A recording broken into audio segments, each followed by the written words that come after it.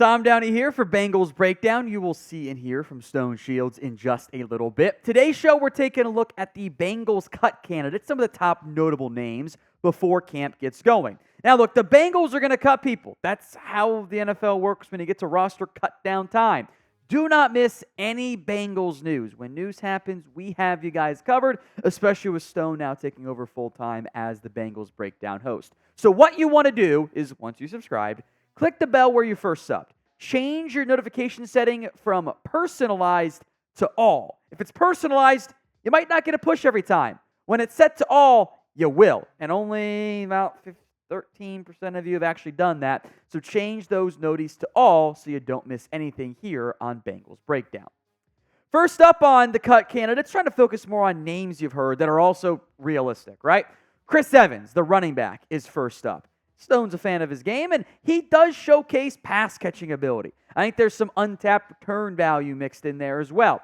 Over the course of his career, he's got 19 carries and 19 catches. And the difference in what he's done with those carries versus touches is startling. Only 100 yards more, 3 total scores, but he's always kind of just survived on the roster. And I think it's fair to wonder how many backs the Bengals will carry, if there could be another addition coming down the pipeline as well. Evans played just 8 games last year. He had 2 carries for 12 yards. Travion Williams had a very nice 69 total yards, also only had 15 carries. I think both these guys, frankly, are potential cut candidates. Maybe they keep one of them. Maybe they add somebody else and keep none, go with 3 backs on the roster. There's some position flexibility there. The Bengals will save, or would save, I should say, $1.06 million if they were to cut Chris Evans. Now, that number gets negated a little bit because you're keeping somebody else on the roster. Maybe they make the vet minimum, which is under $1 million. So it's not massive savings, but it is savings for a team that is up against the cap with the way they choose to spend. What matters a lot here, by the way, is special teams. Kickoff return rules are changing. I think someone with vision probably matters a little bit more than just putting your fastest guy back there and maybe the way you would do in Madden. If one of those guys, Williams or Evans, carves out a kick returner role, they're going to make the team. They'll be RB3. Maybe they won't even be an RB4. But if guys like Chase Brown and Chris Evans and Charlie Jones can handle it, you need them? Maybe they look for someone more in the true Samaje Perine role, whether that's him or somebody else altogether. So predictions. Will Chris Evans get cut by the Bengals? Y for yes, N for no. Head down there and let me know at the pinned comment of today's show. Next up is tight end Tanner Hudson. We kind of mentioned on a recent video, by the way, with what his potential future looks like in Cincinnati. A lot of this comes down to the numbers game at the tight end position, how that all gets situated. Hudson emerged last year as someone who could actually catch the football in maybe a way Irv Smith wasn't always able to execute and do from that perspective. The Bengals, though, added a new tight end one. That is Mike Gesicki. He is set. He is going to be your starter. Drew Sample can block. Gesicki and Hudson's roles kind of overlap. How do things get squared away with Eric All and Tanner McLachlan? That's 5 tight ends. They're not going to carry 5, I don't think. Now, maybe they carry 4. Maybe they do carry 5 if they think Eric All's close to being healthy and will be ready as the season goes along because they really liked him coming out of Iowa. They think he can be a long-term piece for them. The role for Hudson gets a little bit thin. Now, the one thing working Hudson's favor, he's super cheap. You ain't paying him anything. You save less than $1 million if you cut him. That's not really savings in terms of how it impacts your salary cap. So he could very well make the roster. Let's bring on now here in just a second Stone Shields to have some more conversation about the tight end situation. Stone, how do you feel about the tight end room overall?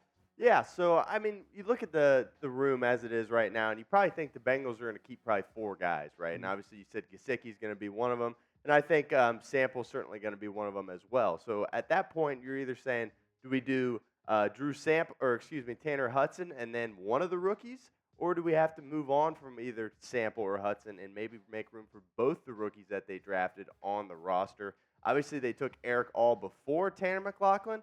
Maybe a bit of a controversial take here, but I might think Tanner McLachlan's a little bit better than Eric All. But that's kind of where I stand right now. Obviously, Gesicki's your main guy. He's going to be the guy that the Bengals go to a lot. Red zone is going to be a great spot for him, big frame for Joe Burrow, so I'm really excited about that. But we talked about it before. That tight end 2 spot, there's certainly going to be competition there throughout training camp, and really looking forward to see how that pans out. Do you think that Hudson will make this team in the end? I do, yes. I really liked what I saw out of Tanner Hudson last year. I feel like they got more production out of that position when they went to him more. Obviously, we know, ever since Hayden Hurst left, the Bengals, that tight end spot, they haven't really been able to find production out of it. I thought Tanner Hudson showed some good things last year throughout the season, and I feel pretty confident that he will make the team and be in that tight end room for Cincinnati. How do you feel overall about the investment level in the tight end group? Do you think that there's been enough with Gesicki and some draft picks, or do you still want to do more? I think for now, for this year, it's enough. Obviously, when you look at the whole room, all those guys are on one-year deals, and then, of course, the 2 that they just drafted. So at some point, you're going to look to go to that position in more of a long-term deal. Maybe that's what the Bengals hope Eric All can bring to the table. But, I'm fine with how it is right now. That's just kind of, Gesicki, he was good in Miami, and then he goes to New England. Obviously, we know what kind of quarterback carousel they had going on in New England. So, that's why he's probably only on a one-year deal. He's still got to prove that he can still be that guy that he was in Miami, and I think he'll have an opportunity to do that in Cincinnati. And if the Bengals, if he has a good year and the Bengals are willing to pay him, maybe he sticks around long-term. But I think that's why you saw them allocate some sources to that position in the draft, because they really believe that, either Eric All probably or perhaps Tanner McLaughlin can fill that role for the Bengals more long-term. All right. You guys will hear more from Stone Shields throughout this offseason, preseason, into the regular season. He is going to be the full-time host, as we've mentioned previously. We just don't have the producer today or this week, so I can't produce, so I'm on air and Stone's behind the scenes. But we brought him on because he's going to be the full-time host here at Bengals Breakdown. If you want more Bengals coverage, join our team here. Hit that sub button for free, youtube.com/BengalsTV. Next up, the offensive lineman is Jackson Carman, who I think this one will probably go over pretty well because I'm over the Jackson Carman experiment.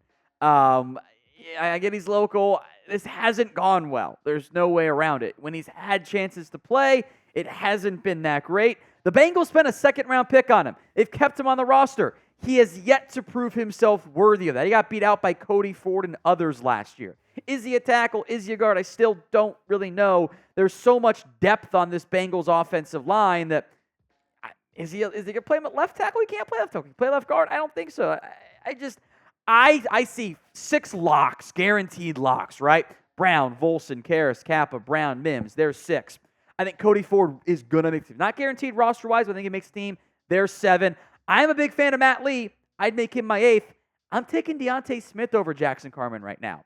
And I'd also save more money by cutting Carman.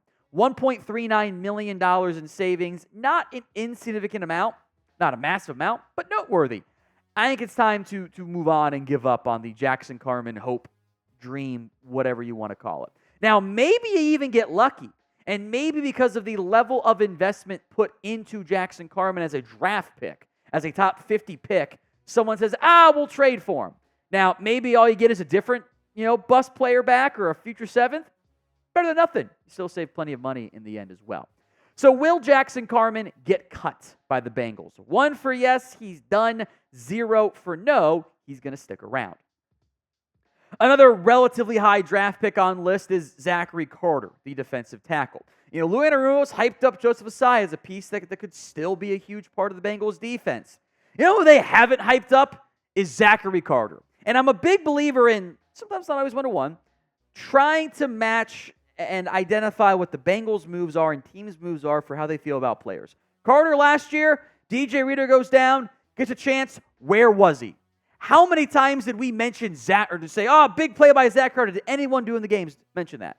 1 time? Maybe? The forced fumble play, right? That was like it. Look at what the Bengals' moves were along the defensive line. They kept B.J. Hill. Rankins is in for DJ Reader, and so is McKinley Jackson. McKinley Jackson's your nose guard there. But they drafted McKinley Jackson and Chris Jenkins, top 100 picks. They have a top 100 pick in Zachary Carter on the roster. He's at best defensive lineman 5. And maybe they want someone like a J. Tufele to be a bit of a bigger run stopper as well. I think when they took when they signed Rankins and drafted Jenkins and drafted Jackson, when they were replacing one guy up front, that's a bad sign for Zachary Carter. The Bengals would save $1.17 million with a release. I think the Bengals, barring a shocking development from Zachary Carter, have invested in other players instead of him, Chris Jenkins, Rankins, etc. They're just going to move on. And I would be kind of surprised, I think in a positive way, unless there's a bunch of injuries, if Carter's on this team in 2024. So name a player who you think ends up being a Bengals cut candidate. Let me know in the comments of today's show. Let's go to corner here. That's Jalen Davis, who's kind of hung around the roster as kind of a backup nickel player behind Mike Hilton. He's 5'10", 190. He had 5 tackles last year, a pass breakup. He's been able to get on the field, but I think that the numbers game that now exists at corner probably doesn't bode that well for Davis. Now, the Bengals would save $1.15 million with the cut. Again, we're not talking massive savings here. It probably ends up being less than $500,000 once you keep somebody else who's cheaper on the active roster. Maybe it's barely even $250,000. But think about the numbers game, right? Cam Taylor-Britt's not going anywhere. DJ Turner's going to make this team. Mike Hilton's going to make this team. Daxton Hill's a corner. He's going to make this team. Josh Newton's making it at CB5. I don't know if they carry 6. And if they do carry 6, it might be an outside guy like DJ Ivy, Allen George, because Dax Hill and DJ Turner can move inside to the nickel. And if they move on from Hilton next year, or if they just bring him back, which I'd be down with, by the way, Turner or Hill can play nickel. I still kind of think that might be their best spot. That bumps Jalen Davis down the wrong way on the active roster, although he could still be a prime practice squad candidate.